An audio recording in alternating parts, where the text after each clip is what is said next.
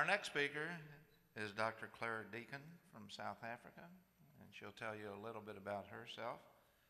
And welcome, Clara. Thank you, Chair. Good afternoon, everybody. I'm Claire, from all the way down south, not quite as down south as some of our colleagues, but south enough. When Linda invited me to come and talk to this conference, I didn't think too much about the audience, other than I know that having seen many of Linda's tweets, that's how we met on Twitter, how persistent she is, and also how caring she is in terms of the community that she deals with. And it's been an inspirational 2 days so far.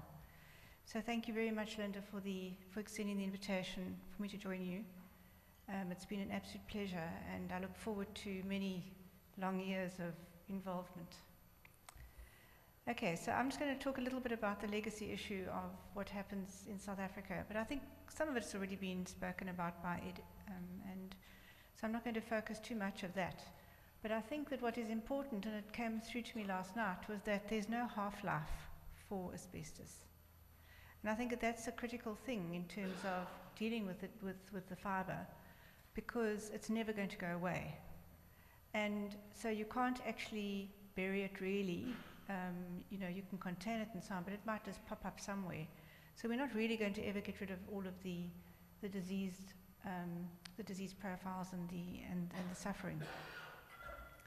So my background is occupational health nursing. So from an occupational health perspective, we always look at things in terms of the relationship between work and what the symptoms that an employee or a worker is experiencing.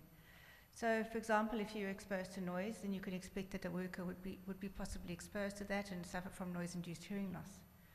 But the problem with asbestos, and when it's not looked at from an occupational perspective, it's missed. And it could be treated as some of the previous speakers spoke about in terms of having pneumonias or chronic asthmas or chronic upper respiratory diseases. And that's a problem, because then the treatment line gets delayed and the potential for treating is much, much slower. So the various types of asbestosis or asbestos-related diseases is beyond just mesothelioma. It can affect your lungs, the laryngeal system, or your upper respiratory and lower respiratory cancers, and also, of course, ovarian, which is not often known. So what happens in South Africa? Well, the Northern Cape, I do live in a beautiful part of the world, not the most stable at the moment. I don't know how this thing works. Anyway, where those blue arrows are, that's the main area where they used to mine chrysolidite. And then the other part where the brown or the black arrows are on the far right-hand side are further deposits that were mined, but not all of them were mined. So it's important to note that those areas are where the natural deposits of the different types of asbestos. So we banned asbestos around about 2000, 2001. And we've had the asbestos regulations, which have been quite well written. They have been revised, and we're waiting for the new regulations to be released for comment from the Department of Labour. But the issue is, it's all good and well to have this wonderful legislation, but if you don't apply it and it's not enforced, then it's not really of much use. And unfortunately, in South Africa, we find that there is a tendency to have degrees of compliance relative to how people perceive how bad the outcome would be. And because we don't have any statistics relative to the actual cases and numbers currently of mesothelioma or any other asbestos-related disease, we like ostriches with our heads in the sand, and nobody really thinks that there's a problem.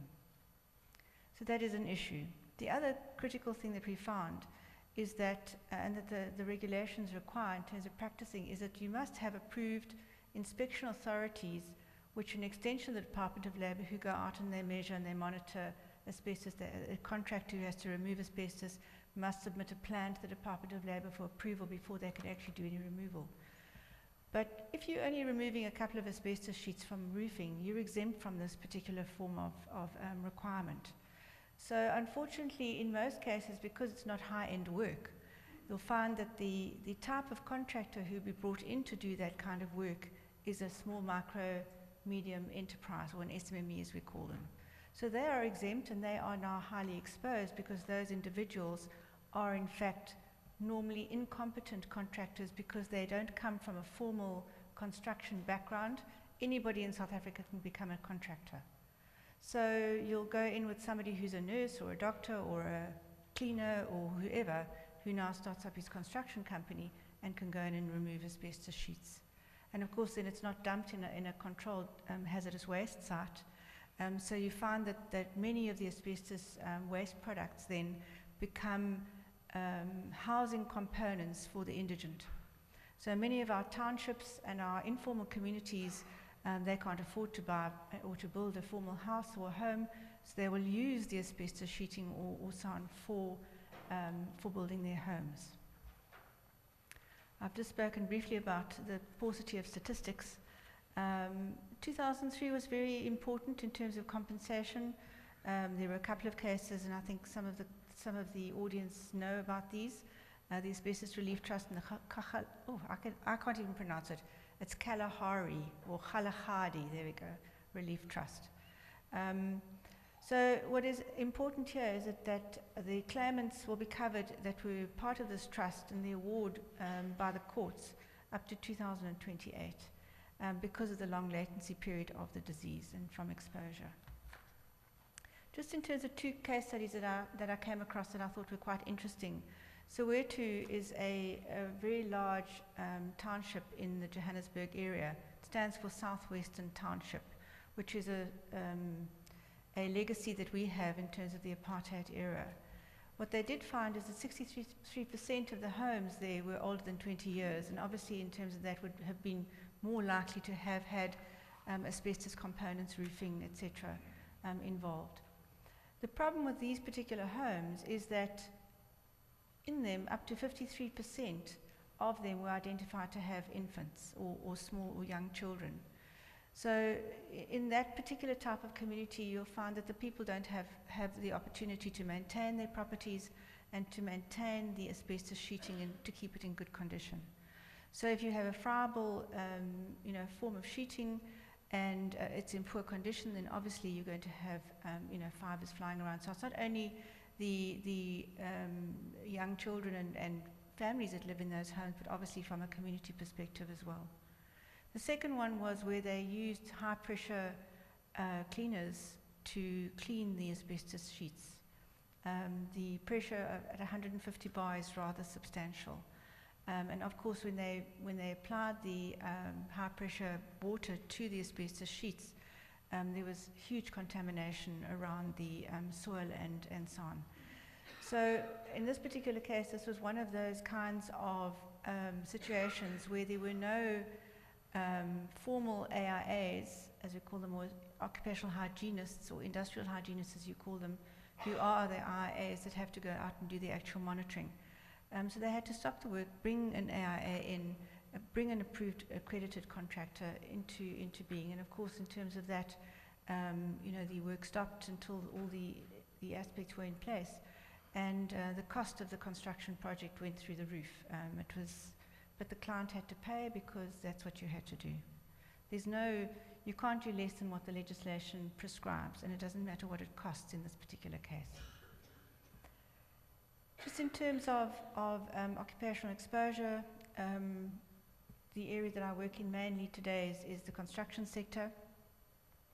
So we know that it's not the only sector that people become exposed to, but at this point in time, it's where the majority of exposure happens because there are refurbishments, they're doing infrastructure development and so on.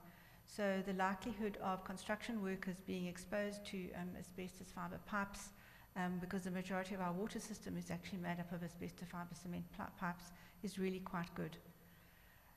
What I find interesting, and I think it was Ed who said so earlier, and I think one or two of the other speakers, was that the males are exposed more likely to be exposed and to suffer from asbestosis or mesothelioma more so than women.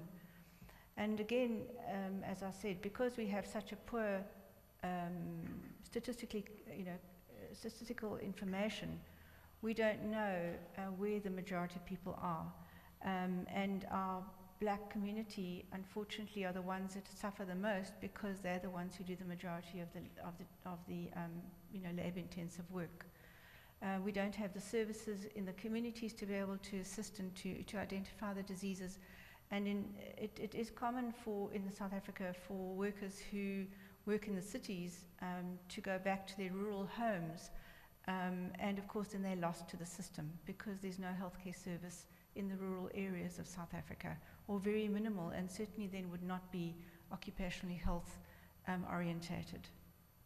So they get lost. I was excited when I saw that Canada was going through the banning of asbestos. And I just thought, that with the countries that are still mining and producing and so on, this saying from Pat Martin really struck home and said, well, how can you now not, be careful about where you send your product to? Because now you're exposing a very, very poor, developing countries are very vulnerable because they don't have the resources, they don't have the facilities to treat, the consequences of asbestos exposure. Environmental exposure is essentially in South Africa now the residual, the leftovers of the mining processes. Environmentally, those Northern Cape areas where I showed you on the map earlier are the areas where we have the most exposure. And unfortunately, because there's a high level of unemployment in those areas also, the communities are very highly affected. And I'm sure that we're going to see lots more environmentally exposed individuals in the coming years. In this particular case, it is identified that women are more exposed from an environmental exposure than men. I was saying to Rob Jones earlier that I was concerned. In fact, I used some of his work in these papers, Rob. And it's a bit concerning that in South Africa we don't have any new research. Some of the work that I looked at now that has been published recently in one of our journals is a rehash. It's a literature review of work that's done before. So there's no new research, and that's a problem because again it goes back to that process where people think that the problem has gone away, and we don't know what the real legacy is now that we're facing to be able to address it aggressively. So just by way of conclusion then, the legacy of the mining and the various processes affect thousands of people. The women are more vulnerable, and males from occupational versus environmental for the women. We have a massive problem with underreporting of disease. In fact, as I said, the Department of Labour, who's the compensation commissioner, hasn't published statistics since 1999. So we don't know what the true extent of the problem is, and because there's such a long lag time between exposure and symptoms, those individuals get lost, and again it's lost to the statistical collection system because it's not diagnosed correctly. The legacy is with us every day. We have a large amount of youngsters, babies, who are exposed. And the other problem basically is that we have a large sector of the community which is exempt from complying with the law in this particular case, and therefore they are highly vulnerable. So just by way of recommendation going forward is we need to make sure that it is recognized as a carcinogen. Doesn't matter where, doesn't matter when, it should stay in that particular category. There should be no exemption from any group when working from asbestos. So I hope that maybe going forward you could learn from our mistakes and don't repeat them. And that you need to have people, and occupational hygienists and occupational health fraternity must be well trained with issues around that. The register of exposure, annual medical surveillance with history taking, medical, surgical, occupational, social history. You cannot diagnose a disease unless you actually have done the full history. And then measuring. Thank you.